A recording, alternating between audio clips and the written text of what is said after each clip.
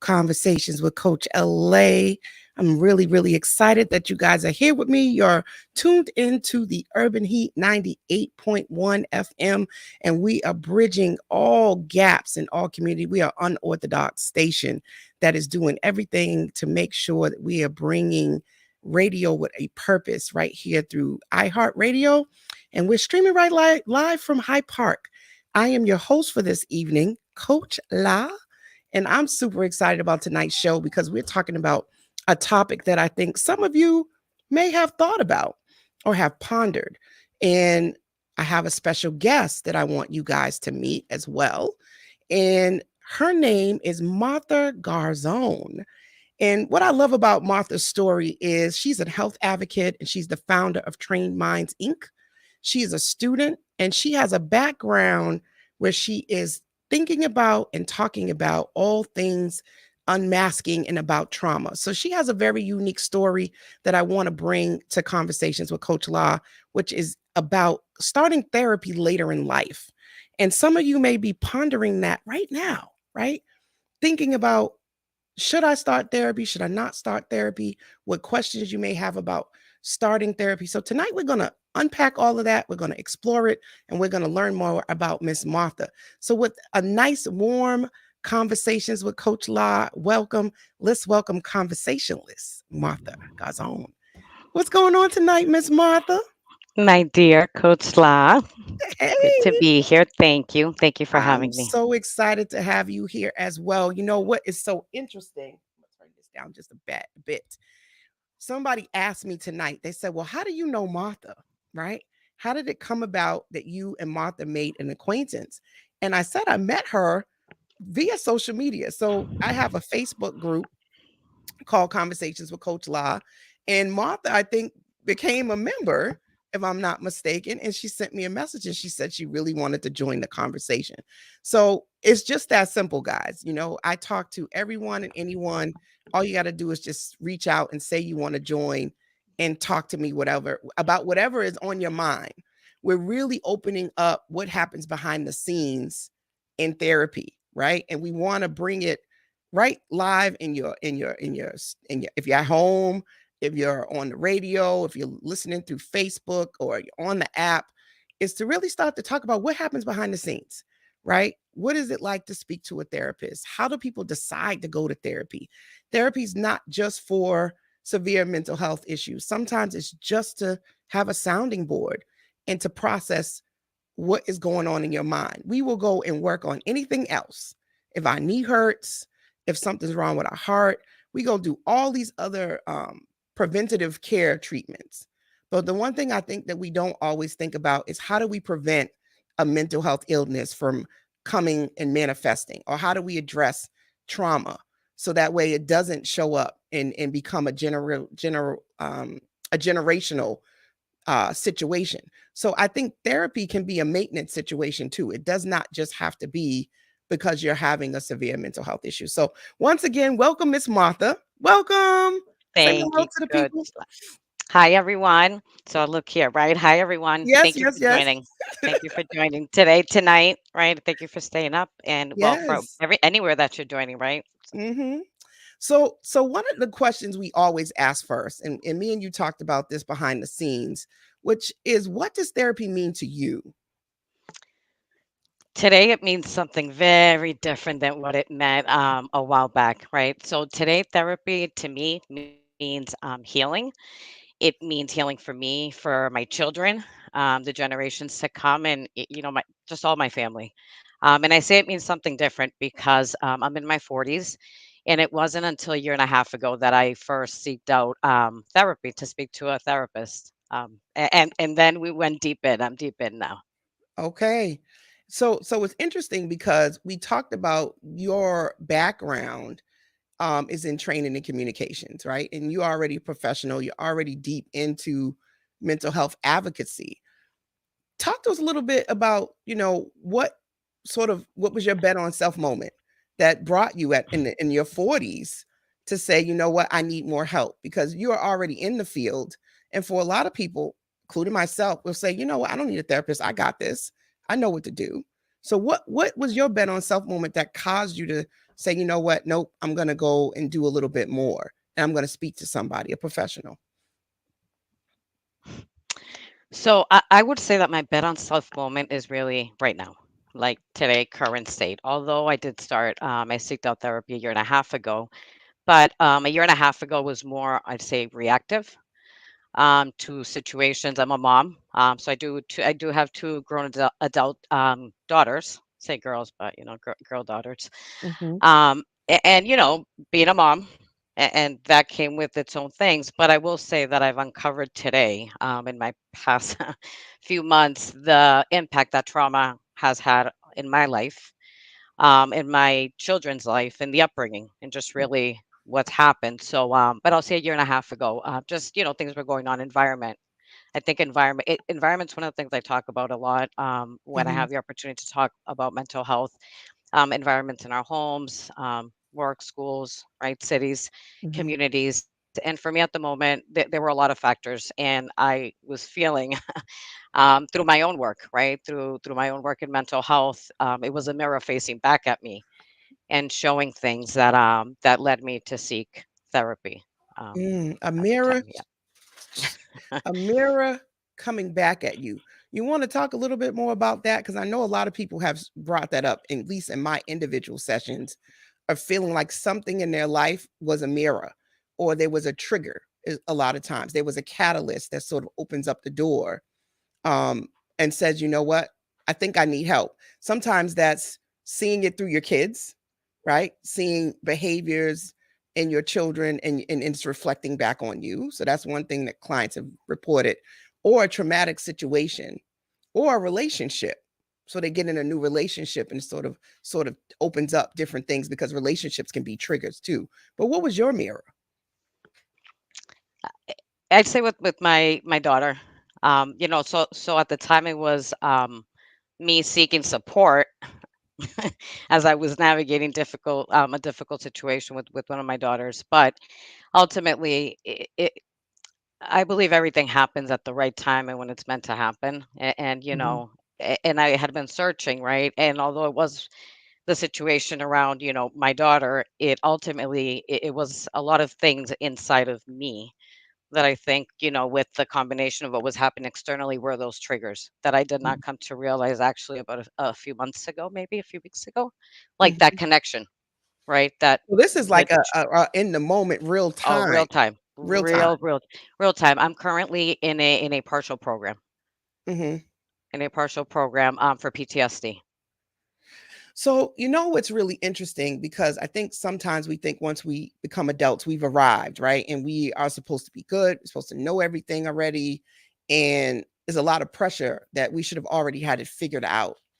And I think a lot of times being set in our ways, and sort of like, no one can tell me anything about myself. I already know all of this, or it's not going to help. So I wanted to sort of, talk about that a little bit, because bet on self is both a mantra, a lifestyle, and a mindset, right? So often when we talk about self care, we just think it's the fluffy stuff, right? Getting your nails done, your hair done, maintenance, making sure you smell nice, you look nice, and going on vacations, taking time for yourself. But self-care also is doing something like you're talking about, going into a partial program, acknowledging some past hurts and trauma and getting help with it, sitting and doing deep reflection, putting up that mirror. All of that is self-care. And that's not the fun side, right? That's not the side that a lot of us want to do, because that doesn't feel good, and most of us don't like to be uncomfortable. So how did you make that bridge to say, you know what, I need more help with this? Like, what was your epiphany, or what we call a bet on self moment? Were you sitting and saying, hey, I don't know how to do this? Let me tell you first, like God first, because without my faith, I wouldn't be here today. Hmm. Because there's something greater in us working in us, and in that search it's led me here. But there are some very specific things that I'll share, but ultimately my faith, because it's one thing I talk about when I talk mental health, is the importance of human connection. Hmm. Because today I stand here and I'm up and I can talk to you, and I'm doing the program, but I'm well. I'm in this very intentional space of doing the work that is very hard. but it hasn't always been that way. There are those very dark moments, right, where you really it's difficult to get out of bed. So, my faith first. And so what led here, I will say, and so it's interesting because I was telling my therapist, I said, I spent 25 years building a life that was what would work for me, right? I'm in my 40s. I had my daughter at 19, my second at 26. So I was diagnosed with depression at 17, I think it was. And then I fought with all my might to get out of whatever that was, not without first going into a darker space, right? So it's been a journey. I mean, this was not overnight at all. I mean, I'm still obviously doing the work, but Mhm. I spent 25 years like building and training myself. That's where trained minds, right? Like my executive functioning, like everything and anything that I could get my hands on, even going back to school for psychology and business, right? Organizational psychology, because I've had spent 21 years in healthcare and 15 in corporate. And so I spent 25 years doing this, but something inside I've always felt off. Mm. Although very centered, have struggled, right? And it's something when people say, "Oh, you don't," what's outward facing is very different than what everyone's experiencing. We call it high functioning, right? A lot of times, our trauma shows up as perfectionism, staying busy, extreme success, right? But behind that, another side that people don't often see for some of my clients, which is those depressed moments, right? Not feeling good enough, isolation, um, all of that stuff. Can I tell you, right, as you say that, for me, it wasn't until the last few weeks in a conversation with my PCP that depression did not come up again because I have not felt that way. Mhm, But I have not felt the way I feel a person would feel complete and whole in terms of mind, body, spirit connection, right? mhm, And so that's what I've learned. And so when that came up recently, after almost 20 years, right, there's the 25 years of me building what I had done and recognizing that things were just not the same this past year. mhm, Things, again, our children, for me, my children are my closest. They are, a piece of our heart walking outside of us and really a mirror. Um, a piece of us in a mirror back, right? So because of that relationship, things I believe started to become and were uncovered. mhm, It took about 2 years. And then with work and the way I was thinking and thinking just I did not recognize the way trauma hides itself mhm. until recently. So let's talk about that, because one of the things that you have on your site, which I have strolling down at the ball and is streaming for you guys to go check her out. But you talk about, you know, um, your mind, your where your mind goes, your body follows, right? And training, retraining, and looking at trauma and unmasking it, unmasked trauma. Can you talk a little bit more about what you mean by unmasked trauma? First of all, recognizing that hurt, right? Trauma, I mean, I've spent like a few years really searching the word and the term, and it's very broad. It can be very vague, but ultimately, and the realization for me that there is a break in the connection between mind, body, and spirit. And when somebody experiences a trauma, there are different types of trauma, right? We have like acute, we have chronic, complex, and then generational trauma.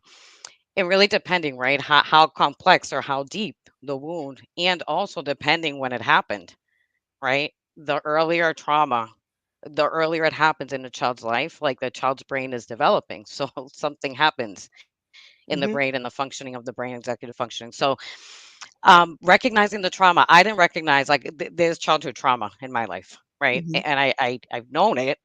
It's there. It was never like covered or unknown, but it wasn't until my 30s that I recognized it as trauma. Like, Hmm. and what does that mean? There's hurt. There's something really dug deep in. And I protected myself as a child and I learned how to function in whatever way I know how to function. Right. And I think that's hard sometimes for us to just even ask, what does that mean? Yeah. We all function the way we function for a reason. And I heard something a while back that said, the way we behave will determine who we will be and what we will have. And with trauma, we learn to behave. I mean, I for me, with substance abuse was a big thing. I mean, especially in my like mid teenage years up through my 30s, up Hmm. to not passing my 30s, because that's like, okay, that's my marker, right? Where I was struggling because we use all these different things. So, unmasking trauma for me right now, one of the things I use in my work is the ACEs study, Adverse Childhood Adverse Experiences study that was conducted by CDC and Kaiser Permanente between 1995 and 1997. And they did it in two waves of collection data, right? Like there are these factors where they followed, right, in children that were affected either by abuse, neglect, or home challenges. Correct. And then they follow them, right? And you can see like the predisposition and really a lot of these factors that when I looked at that, I was like, huh, okay. And Yeah. that's when I started uncovering trauma. And uncovering meant, okay, what does this mean? And there's a whole study. And Hmm. then I could relate to a lot of the things that I had experienced or what had happened. Like somebody could have said that in advance. I'm like, that was the beginning of Right. really starting to dig into trauma. Now I'm in the program really digging into my own trauma. A lot of helping professionals and therapists, when we go on that educational or licensure track, one of the things I remember when I was in school, in social work school, is they said, get you a therapist, and that this was going to be more about self discovery and you figuring out who you are and who you're bringing to practice. What's your clinical practice look like? What's your past? What's your present? And what's your future? And how is that going to show up in the work? How are you going to connect? How might you be triggered? We talk about transference and counter transference, right? Where there's no way in the human experience that things won't bother you, right? And I think that one of the difficult things, and when you talk about substance abuse, is most of us, if we've had trauma, don't get taught how to self-soothe in a healthy way. We don't necessarily learn how to deal with discomfort. We don't learn how to not get our way because adults are not modeling healthy ways to deal with life. I call it adult temper tantrums. So a lot of the things that were traumatic were adult temper tantrums. Adults not being able to control the environment sometimes showed up as abuse, neglect, um, them also doing harmful things to themselves and us seeing it. Statements like, do as I say and not as I do. This is going to hurt me more than it's going to hurt you. If you were someone who received any type of corporal punishments or spankings or beatings or however you want to, frame them, a lot of us will say we turned out okay. I got my my ASS whooped. I'm fine. But are you really? Are you really? And so when I saw the term unmasking trauma, a lot of this is really heavy and really deep. So for those that are listening through iHeartRadio, YouTube, and various places, like this is a triggering conversation to sort of peel back the layers of things that may have happened in your childhood that you didn't like. And so what you're describing, we talk about disassociation, where you learn how to basically separate from your body, right? So you're not present anymore. You learn how to numb. You learn how to not, if you can't hurt me if I'm not in my body, right? So there's a lot of that comes up. Repression, right? Where we repress the feelings. Or we don't even know how to name our feelings in the first place, That one's hard. right? We're doing the Or work now and we're like sitting in our feelings. or we have a really short bandwidth of what emotions we have. So anger or sadness, right? We don't really talk about anything else. And what we learn, and maybe you can even speak to this, is that anger is a secondary emotion. There's all these underlying emotions that often we don't even have words for. But we know it's off because most of our symptoms with trauma are somatic, they're physiological. You feel it in your body before anywhere else. So if you get knots in your stomach, right? You might get queasy, you might get migraines, you might get jittery. There's all of these signs that sort of let you know that you're uncomfortable. And none of us want to be uncomfortable in our bodies, which often leads to substance abuse. What has your experience been? I after I had my daughters and work, I really just started digging into that. Like I said, it's been a journey because it's been years of like chipping, doing a lot of mind work. a lot of mind work, like anything from mantras. When you talk about mantras, like really, visualization, scriptures, I'm like anything that I can put into my mind and my work, except that recently it wasn't all functioning the same. But I Mhm. recognize, right, through, right? It's so important really to be educated and be aware, and not educated meaning like having degrees, just being aware and understanding what's going on, right? The more I would learn about mental health. And for me, mental health, and that's the other part of my work, it's not a mental disorder. It's not about mental illnesses. Mental health, it's something that it's part of our being, like our mind, right? Mind, body, spirit, Mhm. everything, right? And I think that is the stigma around mental health, right? And just even a difficult conversation around mental health is what has made it difficult for us to even talk about it. If it's not an open conversation, to have conversations perhaps at work, friends. I mean, unless it's your circle of friends, right? So that whole conversation around mental health has been very difficult. I've invested myself in trained minds. Mhm. Something I talked to my therapist about, and I just talked, in my family, is that if it wasn't because of the work that I do, I couldn't make sense for me why things had happened the way they happened. Right. So I use my voice, I use my real time experience. Like it's all I have in me. I talk about this at my home. Um, my kids, I mean, and I want to say this, having the opportunity here, our kids are suffering. Like I speak here on behalf of like adults, parents, children. I mean, and Coach Law, that's, I follow you. I've also met you at a conference, and seen your work, and I appreciate what you do, and everyone doing work in coaching spaces, group spaces, because there is a big need, Right. and we do not have enough therapists. So I I agree with myself that. also am very invested in just doing this work, and Mhm. it's been an interesting journey because the more I've done it, and I just really incorporate, like, just really put myself into work, until again, everything just kind of seemed inside like it wasn't functioning well, which made things change. But here we are. I think all of that work, all that gradual change Right. has led me to this spot.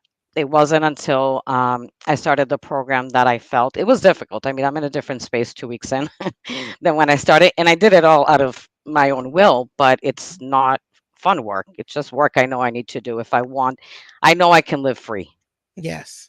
I think that's the key, right? So this idea of betting on self is a wordplay on self-care, right? It's a believing in yourself. It again a mantra, a mindset, and a lifestyle. We often hear all these things. You need to love yourself more, know your worth, practice self-care. And it's all becomes sort of cliche, pop culture. Everyone's saying it, but how do you do that? Right? What does that look like? And often that may mean going and doing a deep dive, going into a partial program, journaling, really getting clear on your thoughts, really getting clear on what is really impacting you, what's triggering you. Why do you think the way you think? Why do you move the way you move? I don't know how often people sit and say, "Well, what do I value in this world?" We talk about purpose, but how can you know your purpose when you don't know what you value? When you don't know what you believe? And most of us have had society, how we were raised, in our environment influencing what we think. The voices that are in your head are often not your own. Your perceptions are not often your own. Somebody told me once about just retail, that retail spends, and I could be getting some of this wrong, so just bear with me here. They spend years already thinking about what they're going to sell to us in influencing fashion way before we see it. There was a post I made in conversations with Coach Law earlier today from Prince and from Erica Badu. And Erica Badu was talking about the amount of people in the world who are looking that are followers, right? And then there's only like 10% of us that are creators, right? That are going to take advantage of those opportunities for the people who are going to follow. And then there's 5% that are actually observers, right? Those are the people that disrupt, and they either are shunned, silenced, assassinated because they see it all, because they're watching everything. And then there's unicorns, right? The creators coupled with being observers, right? That are coming in and disrupting. I'm often very transparent with my own struggles. And for some people, they'll say, well, you're not healed. But the pure essence of me knowing my strengths, my weaknesses, my opportunities for growth, and my threats puts me far ahead of the game because I know myself. And you mentioned self-awareness. Self-awareness doesn't mean that you're perfect or you got it all together. It's knowing where your challenges are. It's knowing how things impact you. It's understanding your trauma and how it looks and when it's showing up or when someone's triggering it, right? And we talk about attachment styles in a lot of my sessions with clients. Love languages, all these different things is just a way of self-discovery and learning who you are, right? And what you need and why you might people please, right? Because people pleasing is also basically those that understand defense mechanisms. There's fight, flight, right? And fawn, Freeze and fawn. Yeah. right? So freeze and fawn, but freeze and fawn is very similar to people pleasing. Hmm. It's you're literally frozen at times from speaking up and advocating for yourself. And then you got those that are always ready to fight. They're always ready to, you know, start drama, right? They're always very defensive and projecting and blaming everyone else, right? So we got all these different mechanisms, but if you trace it back, most people come to therapy. I don't want to talk about my childhood. I just want to talk about me and my Right. husband and why this relationship isn't working or why my kids won't listen to me. But I don't want to talk about my parents. I don't want to talk about where I came from or how I was brought up. And I always say, okay, we'll start wherever you're ready to start. I'd swear 3 or 4 sessions in, we're talking about how they grew up. Yeah. You can't avoid it. It's going to come up. So I'm just, as you sit and you say your children were mirrors and it took to your 40s, I talk about the difference between shame and guilt, just being able to get to a space of saying that, like, how did you work through that emotion of saying, I need help? There was no turning back. I just feel like I had been doing the work that I took myself to a point. Asking you shall receive. I got to that point. Um one of the visuals that I get is this fortress, right? I built this fortress. It worked. Everything was seemed fine, right? It came down. Mm, Yet the core, something stayed right inside, and now I'm building my kingdom. But no, literally, I mean, it was I think a year of gradually things were just becoming very difficult for me, that I recognized it. Like things shouldn't be this taxing for me to do. mm. Can you give an example? What is one of the first things that sort of showed up to you for you that you would say, was taxing or difficult? Because again, tonight's conversation, for those that are just tuned in, we're talking about the weight, right? We're talking about the decision to decide to go to therapy and what that looks like. And we're also going to talk a little bit about finding the right fit, because I think some people also are grappling with that. And you're tuned into the Urban Heat. If you didn't know, you better ask somebody. It's the Urban Heat 98.1 FM. This is Conversations with Coach Law. We're live right now on Facebook and on YouTube and also on the iHeart Radio app. And we're talking to Martha Gon. I'm going to say it wrong. Garzon. I hope I You said got that it right. right. Garzon. And she is the founder of trainedminds.org. And we're talking about her decision to start therapy really late in life. For some people, 40 is like, wow, you're going to therapy at 40, like you're supposed to have it all together. So this show is all about dismantling and debunking myths about what therapy is and what it's not, and really having a concrete conversation about it. So how do you make that shift, right? And work through that to say, you know what, this is what I need, this is the right fit for me. How do you figure that out, or how did you figure that out? I have a lot of dreams, a lot of things that I'm working towards that I have been, and also in my career, like I've worked, really hard to get to the places that I've been able to get to, and just achieve the things that I've been able to, and just to recognize that uh, I just things when I said they seem taxing, like my job again, right? I design. I'm a creator, um, training, facilitating. When the things that before seemed smoother, I had a better flow. It was more natural. suddenly became very taxing. And there's this I use the clamp, right? I talk about a clamp. It's as if I had a clamp on my brain. And this clamp, and you visualize a clamp, it was affecting my concentration, my learning, my attention, my memory, and my planning. And that's how I see it. Mhm. And so I was recognizing that, and then even physically, right? I mean, I do everything I need to do. I get up, I get my kids to school, like we do. I go through the motions, but it shouldn't just be going through the motions. I know that's not what life is about. Mhm. And like for a long time, I feel like I did that, but for some reason, and it worked. It was okay. But this is where I say the work has led me to a place where it really was facing back. Like, what's mental health? Like, what am I doing? Where am I on the mental health continuum? Because I use that continuum scale often. Mhm. And, I can check myself. And when I was seeing myself going on like on orange and staying in orange often, as opposed to in a more optimal state, and it's just a mental thing, right? And the self awareness. And it wasn't about knowing it all. It was about, whew, something's off and I'm here too long. And I'm here Mhm. too long and I can't get out of it. Right. And I'm doing the work, but I can't get out of it. So I was having conversations with my therapist. And this really came about in like a 2, 3 week period. Mhm. And what really led me to this program is that part of my work is really seeking out what's out there in terms of just webinars, right? And one of the hospitals, shout out to McLean Hospital, they're full of webinars and a lot of education and things that we can just sit at home if you have a device and learn. And I also check out other types of services that they have in other hospitals, but this is one that I was seeking and checking out and sharing with others.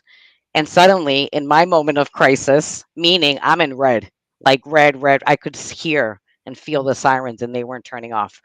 And stress, anxiety, that wasn't turning off. And I get that. Like, but Yeah. I just thought it's that, right? Environment.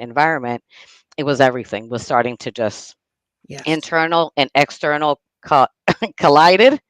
And my fortress started, coming down. And I believe it's all a blessing because, again, why am I doing this now? Because I believe that the best is yet to come.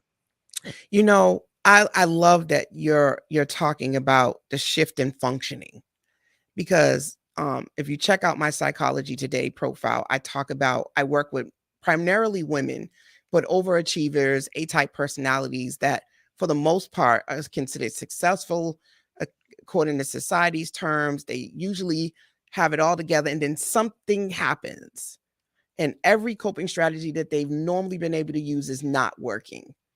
They can feel it in their body, it's showing up in their productivity. They know something's off, right? And I think that's why I wanted to do this show, because mental health is something that a lot of us notice. We can see something's off, but then we may go self-medicate instead of going to get in the program, reading a book, checking in with ourselves to see what's going on with me. Why am I feeling down? Why am I feeling lethargic? Why am I irritable? Why is it that something's off? We often don't necessarily take a moment. We may start going out. We might start gambling. We might start having, risky sexual encounters, all of these things to feel better. We might find that we can't sit still because sitting still, the thoughts are coming too fast. It might show up in our sleep. For a lot of my clients, it shows up in their sleep where they're not going to sleep. They're up and they can't even really remember what they were up thinking about, but they're not sleeping. So it's bringing awareness that these things don't mean you have a severe mental health condition. It just means your mental health is off. Something's bothering you. And are you going to take the time to address it and go talk about it? And so what we may do is sometimes we stress our support system. So we could be ruminating on things, constantly talking to family and friends about it, and they don't know what to do with it, right? And then we get judged, or we feel like we're being judged. So then we don't want to talk about it no more, right? We shut down because no one understands. And this may go on for years for some people. And then apathy, resentment starts to set in. And you're still having to function and go to work and raise kids and do all of these things. And you never ever took time to really say, this is bothering me. Let me deal with it. We repress it. We avoid it. We ignore it. We do that with our regular health too, right? But after so long, the pain becomes unbearable, right? And you have no choice but to go see a medical professional. But I I gotta don't think hear. that often happens with mental health. I think mental health is one of the areas that we will suffer for decades, right? Yeah, and that's why like culture is a big thing. And I also I'm bring up glad you culture, brought that right? up. Because culture is really we the people make up the culture. There's culture in Mhm. our homes, is right everywhere that we go. Working in corporate for for a while and really having the opportunity to navigate, I understood that there are even subcultures within cultures, right? Like Right. so it's just belief systems and the norms, what we value, what we talk about, what we don't. So, like in my home, we talk about mental health, and I think that's very important, right? Again, awareness and talking about it because what I'm doing in my 40s, my oldest daughter is doing in her 20s. My youngest daughter, we talk about it, and she's not in crisis, but we know now we don't need to be in crisis, so we're setting her up and having her at 18. And Right. I'm a grandma, so I'm sure, like with my grandson, we just it's a normal, natural conversation. Right, so we're changing the narrative, right? Right. We're changing our DNA coding, Yeah. generationally as well. So I Just think by it's really learning that important. just by learning that it's okay to name feelings and it's okay to not be okay. It's okay to say I'm tired. It's okay to rest, right? It's okay to be frustrated, disappointed, and understanding disappointment, failure, heartbreak, all these things go along with life. Like we think it's not utopia. Contrary to popular belief, this is a little secret from a therapist. It is not utopia. Life in itself is going to have challenges. We all start off as a learner. Some of us, maybe things come to us a little bit quicker, but we all start off not knowing. And so, for those of us that have dealt with trauma or didn't get the parenting that we needed, they were just doing the best that they knew how from who they knew how. But at some point, you have to take responsibility for your own direction, your own learning, your own parenting style. And I really want to commend you and just say, that's awesome. I wish more people would sit and say, you know what, I don't know everything. Let me go learn. That's great modeling for your children. Because often with my clients, they go, I wish somebody just would have said, I'm sorry. Or I wish the adults in my life would have at least acknowledged that there was a problem and went to go get help. Yeah, that's really important, Coach Lot, because and I was just telling my dad this. My parents are very supportive, and I appreciate that. Just being able to talk to them and just this whole part with therapy and just really understanding, right, the importance of therapy and all of us having these conversations. There's healing power in this, right? In the conversation, then we're opening up the ways and understanding like the power in supporting one another, right? And Mhm. it's okay, like it's okay to let's just talk for all of us. So yeah, just I went thinking to my parents because I had a conversation with my dad today and having that support was just, extra special, so my mind just went there for a second. And my dad passed away 4 years ago. And, some people know this story, but the week before he ended up leaving, I had a whole week with him, right? Not knowing he would be gone the following week. And because of the work that I do, because I have my own therapist, I took the time that I was given because I was picking him up from work because his car was in the shop to talk about some tough stuff, right? That, my relationships with men, whether or not I had daddy issues, the dynamic of me being the oldest child, the dynamic between me and my mother. We unpacked so much stuff that was such a beautiful gift, but I also really value and appreciate my father's willingness to listen, to apologize, to explain things, to say that he didn't always get it right, that he would do things differently, to ask for forgiveness, for me to forgive him, for us to cry. Like those things are so priceless for a parent. And I know there's a lot of shame and guilt with a lot of parents out there and parents that are listening that have done things or wasn't always there for your kids. Just being able to say, you know what? I did not do that right. I could have done that differently. I apologize because I wasn't the parent that you needed. I see that now. Just working on that and just being able to acknowledge it. There's so many parents out there be like, I don't know what you're talking about. I don't remember that. Right? Yeah. I never did that. Who said I did that? Don't call me a liar. And what you don't realize is in those moments that children are not validated and we don't validate their feelings or we don't allow them to speak their mind. We're teaching them how not to have boundaries and to do self-betrayal at very young ages. We're teaching them we're gaslighting our own kids, at early ages and don't even realize, when we say, oh no, daddy's not drunk, he's just sleepy. That's so you brought me back to the thought. That's so powerful, right? Because that's the connection with my dad and my mom, and then thinking of my daughter.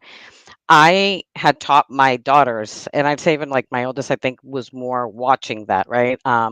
This specific part, which was like things were very difficult for me. I had a hard teenage years and my young adult years, but I did it, right? I made it through and everything was fine. And then now I turn back and I'm showing her something different. Like, right? Because again, like if everything was fine and I never really acknowledge perhaps things that were going on when she was a child, because she wouldn't remember that, right? Because that's the thing. Our kids, as kids, we put a lot in the back. So she wouldn't remember things. She's thinking, why am I feeling this way? Not that I had all the answers, but now it's like, no, I was going through things. I'm recognizing things weren't, I mean, I did the best I could and I love my children. I mean, they know how much I love them, but it didn't take away that if I was struggling, if I was sad, if I was doing other things, or if I was working, I wasn't present. My Hmm. parents would help, their other side of the family, grandparents would help, all those pieces, right? So now this is part of the conversation. Like she's not, even that, like being diagnosed with something for me, hearing it now was very different because now it's like I was telling my dad, I said, for many years I thought something was wrong with me. I really thought something was wrong with me. Even though, I mean, I was fine out there, but I'm like, why do I feel this way? But now I understand that these labels, let's call it, or diagnoses, it's just giving us insight to something else. Right. And so now I'm like, all right. And I was talking to one of our case managers, and last week I had a day that was very difficult, like the pits difficult, like very deep. It was just hard. And, I thankfully, I'm working through it. I'm reminding myself in those moments, but, just telling her that working through the shame, which you brought up, working through guilt, shame is a big thing, like feeling through these things, uh, understanding that emotions have a function. They're there for a reason. Yeah. And we don't, shame and guilt are two different things. I don't know your interpretation of it, but the way I look at shame is that I internally think I'm a bad person versus guilt is I did something bad, right? And with shame, I'm internally a bad person. I don't feel like I can change. I don't feel like there's anything I can do about it. This is just who I am. And often when we're parenting or when we've gone through certain traumas, people have sort of drilled in your head, you're bad. You're a bad kid, or you're a liar, or you're stupid, or any of these things. If you start hearing this at an early age, what we know from research and everything, it becomes what we call a core belief about self. And once it becomes a core belief about self, it's always playing in your head as negative self-talk. It becomes what they call an automatic thought.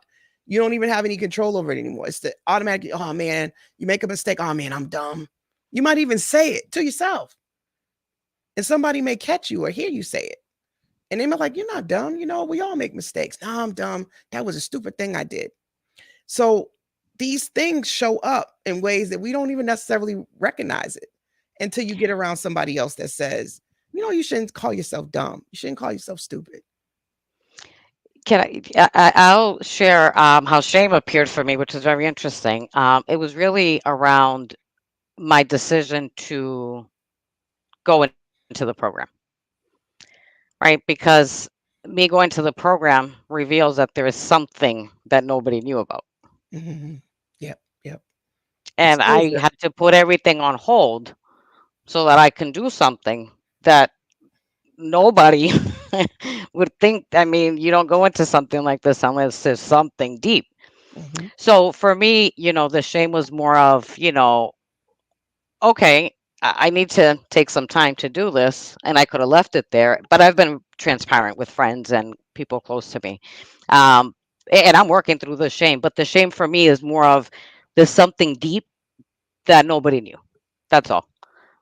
Yeah, And now if I'm walking in this path, I'm letting you all know there's something there. there's something going on. There's I'm something going exposed. on. I'm I'm vulnerable. exposed. That's what came up with shame. And we talk about it, right? Because I was saying like to the outside eye, I was like shame because there's something there, but internally, I'm like I'm exposed. Hmm. There was no other way of doing this, right? And I'm choosing also to be vocal about it, right? Because I believe that there is power really in us sharing our stories and recognizing that there is hope, there is healing. If not, I wouldn't be doing the work. Hmm. I've told everybody, I've told my therapist, I would not be sitting through this. I would have found another way out. Hmm. I would have done something different. I would have done something different, but again, the work is leading me in this path. It's awareness is powerful.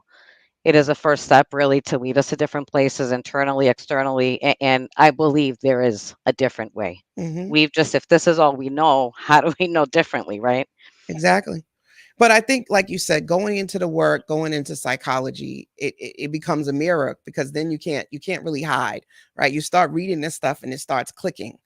You start making connections, and then a lot of what you're talking about with the program is just being able to sit still and name it, to Yep. pause, to hit the pause button, because trauma, pain, hurt, we've been taught in my experience to keep moving, keep going.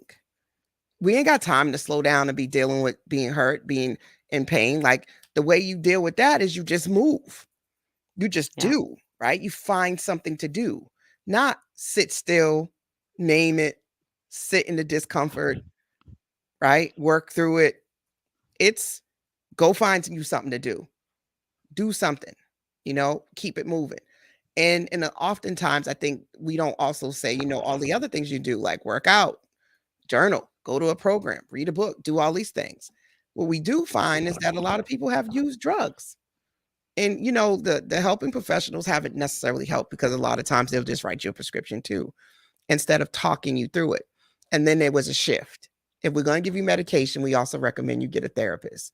They go hand in hand, because all medication does is deal with the symptoms and the physiological symptoms in your body. It doesn't mean that the thoughts go away. You just may not be impacted by the thoughts. It may not make you have an emotional response anymore. It may just make you sort of go Quiet it. absent or numb. But is Mhm. that really solving what you was thinking about before you went on the medication? Yep. Nope. So, I'm there with you. I mean, I think right. One of the things I talk about is like different approaches to care, and just really being open to everything and anything. mhm, I think I mentioned it here, right? A few years back, I was acupuncture. I was, exploring acupuncture with my daughter, and I loved it.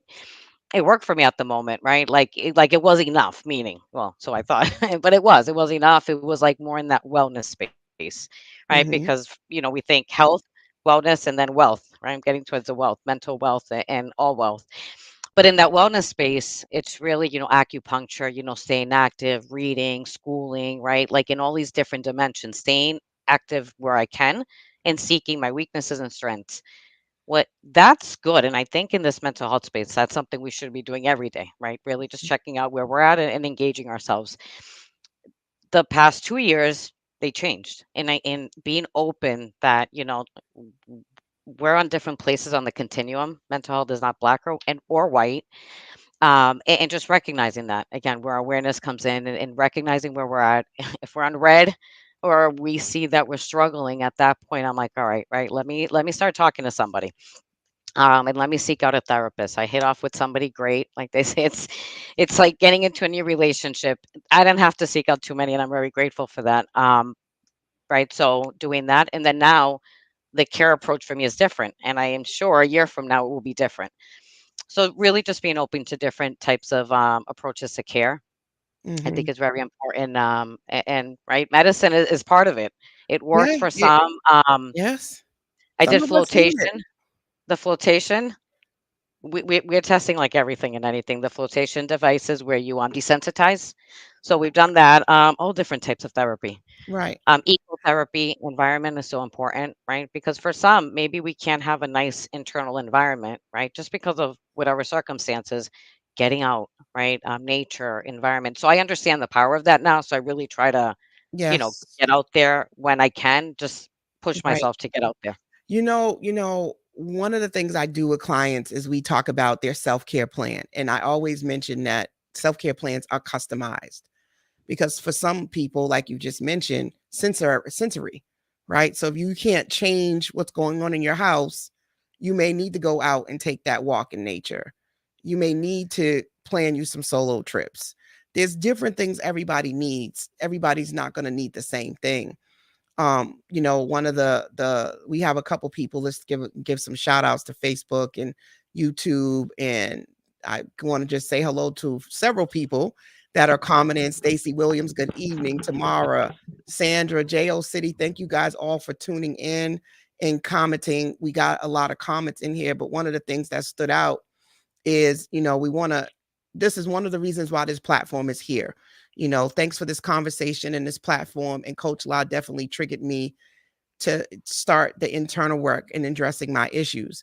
And I think one of the reasons why, I wanted to do this, and I've been putting up some figures, there is an uptick in the demand for therapy, for therapists, especially therapists of color.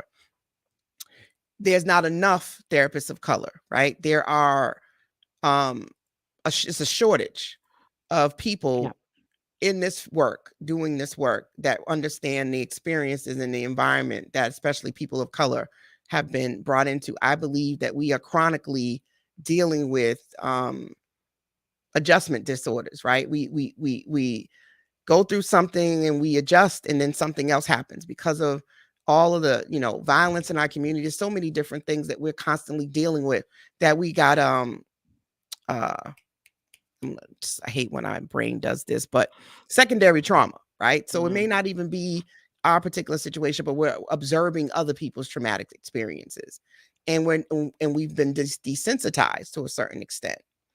So there's an uptick, right? And so part of why I wanted to create this platform, create a course called Bet on Self, is I'm one person and I need to have a bigger reach. And I can't just think I'm going to take on more clients because I'm going to burn my own self out. So Yeah. how else do I add to the conversation? And my biggest thing is I want to encourage people to have the conversations, to be open to the conversations, to talk about mental health, to talk to your kids, to ask yourself those important questions. What do you value? What's happening right now in my own body? How are these different situations impacting me? To hit the pause button, to slow down, you know? Some of my clients will tell me, I don't know how to sit down. I have shame and guilt just for sitting still. If I'm not doing Yeah. something, I feel lazy. I feel unproductive. I got to fill my day with something. I got to be doing something. If I'm not doing something, I don't feel like I feel something's off. And I often say sometimes that's trauma too, right? That's trauma too, Mhm. right? You're always wanting to be in an activity or do something so you didn't have to deal with your home life. Don't just Can I? go ahead. Go ahead. Yeah, no, we said about trauma. I know we have like a couple of minutes, but it's just interesting, right? Because I think with trauma, right, for if it gets to the point where it's a disorder, well, we treat it as that, and that's just its own like can of worms, right? Mhm, The that term is just to open up a lot of other things that are there. But mhm, it's so interesting because trauma is really it's like the prevalence in trauma is high, and we know this. And I think really everybody's experiencing trauma to some degree. mhm. But if it doesn't become a disorder, I believe it shapes and forms our character and personality. So it's just interesting, right? Because as you were saying, it just might not, we might not see it that way. Mhm. So I would just like invite and encourage us all to just look at any hurts in our life and to think, right? Because if it didn't heal, then what happened to it, right? How Let's did say it it again. shape us? If it didn't heal, what And what happened happened? to it? Yep, what happened to it? How If did it it didn't heal, manifest?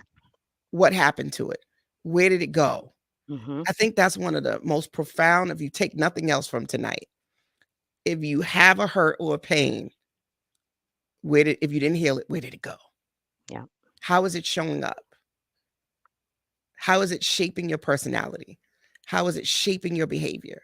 How is it shaping how you show up in your relationships? Yeah. And I think that's the key to community violence, domestic violence, lack of connection in relationships, emotionally unavailable people. If you stop and you say, if I was ever hurt, disappointed, brokenhearted, abused, neglected, where did it go? If it didn't get healed and you didn't go to therapy because you didn't feel like you needed it, because Black folks, we don't need that. We just go to church. So you prayed. So you're doing all this praying, but you still don't feel complete. You still don't feel happy. You still feel like something's missing. Where did the hurt go? Where'd it go? What did you do with it? And there lies our journey. Oh my goodness. All right, we got 4 minutes. We got 4 minutes.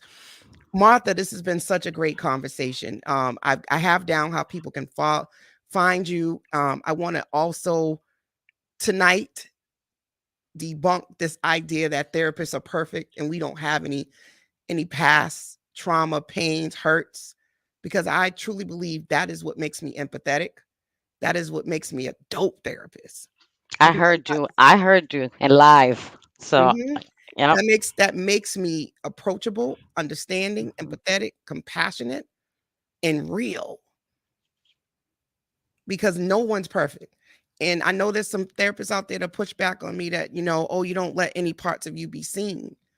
But what has caused most of our hurt? We put these people, including therapists, on these pedestals that they are perfect. And then we find a crack in their armor. They do something wrong. And it destroys our whole image that there's perfection. They get shunned, they get cast out, as they say, cancel culture, right? Like all of a sudden, I thought you were this person and you're not. You lied, you did this, you did that. How? Those of us that are spiritual and Christian, why do we think that we're not going to go through nothing? If you in the Bible, any spiritual background, everybody was going through some type of struggle. There was trauma all through the Bible. Yep. So why do we think that we're going to be unscathed? We're not going to go through anything. But we praying. Where's the hope? Where's the forgiveness? Where's the empathy? I'm not perfect. I am not perfect. I'm not trying to be perfect, and I'm not trying to be God.